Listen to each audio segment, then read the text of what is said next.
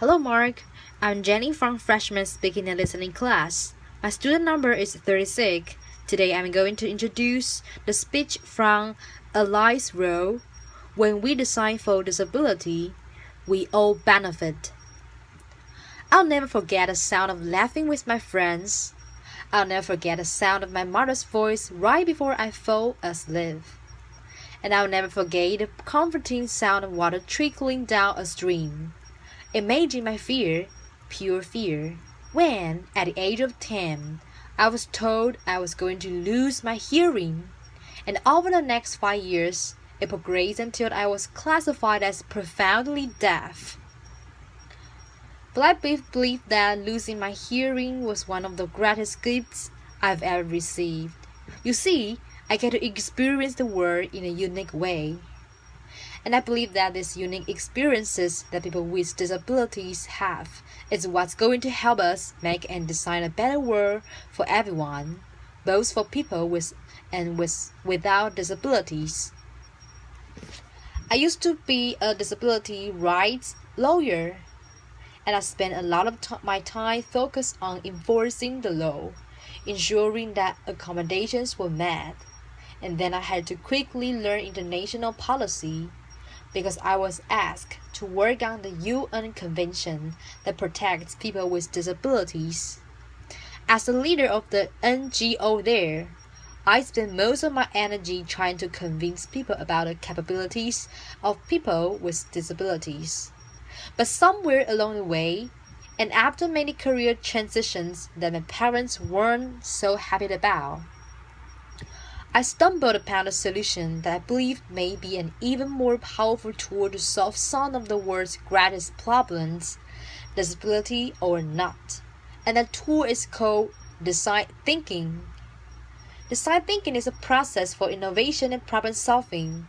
There are 5 steps. The first is defining a problem and understanding its constraints. The second is observing people in real life situations and emphasizing with them. Third, throwing out hundreds of ideas, the more the better, the wider the better.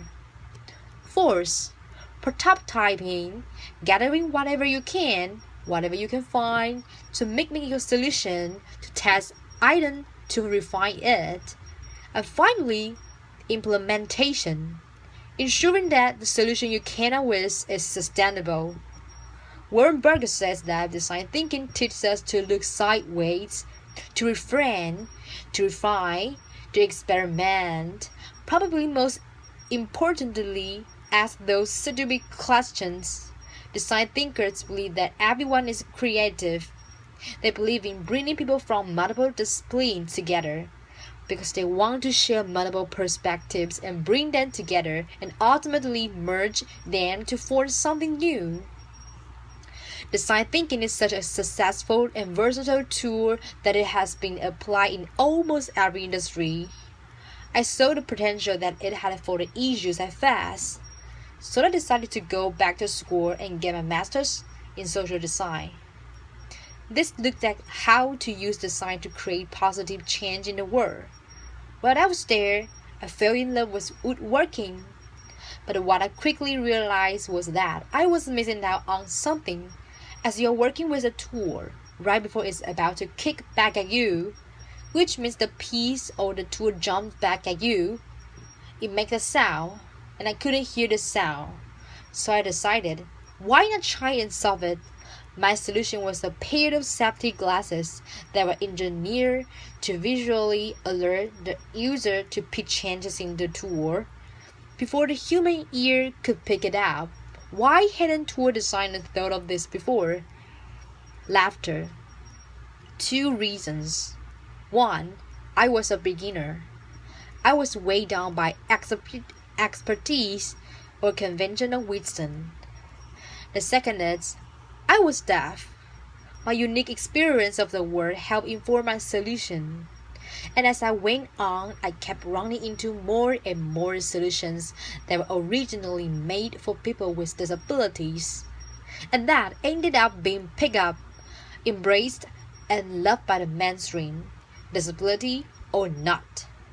This is an old axle potato peeler. It was originally designed for people with arthritis, but it was so comfortable. Everybody loved it. Text messaging, that was originally designed for people who are deaf. And as you know, everyone loved that too. Laughter. I started thinking, what if we change our mindset? What if we started designing for disability first, not the norm?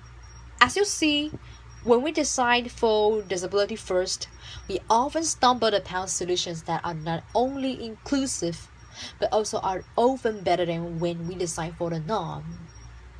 And this excites me because this means that the energy it takes to accommodate someone with a disability can be leveraged, molded, and played with a force for creativity and innovation. This moves us from the mindset of trying to change the hearts and the deficiency mindset of tolerance, and becoming an alchemist, a type of magician that this world so desperately needs to solve some of its greatest problems. Now, I also believe that people with disabilities have great potential to be designers within this design thinking process. Without knowing it from a very early age, I've been a design thinker, fine-tuning my skills. Design thinkers are, by nature, problem solvers. So, imagine listening to a conversation and only understanding 5% of what is said. You can't ask them to repeat every single word. They'll just get frustrated with you. So, without even realizing it, my solution was to take the muffled sound I heard, that was the bit, and turn it into a rhyme and place it with the lips I read. Years later, someone commented that my writing had a rhyme to that. Well, that's because I experienced conversations as rhymes. I also became really, really good at failing. Laughter. Quite literally, my first semester in Spanish, I got a D. But what I learned was that when I pick up myself up and change a few things around, eventually I succeeded. Similarity. Design thinking encourages people to fail and fail often because eventually you will succeed. Very few great innovations in this world have come from someone succeeding on the first try. I also experienced this lesson in sports. I'll never forget my coach saying to my mom, if she just didn't have her hearing loose, she'll be on the national team.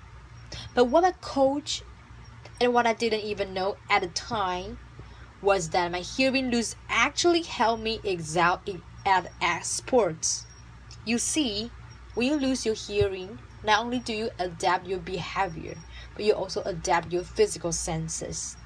One example of this is that my visual attention span increased. Imagine a soccer player coming down the left flank.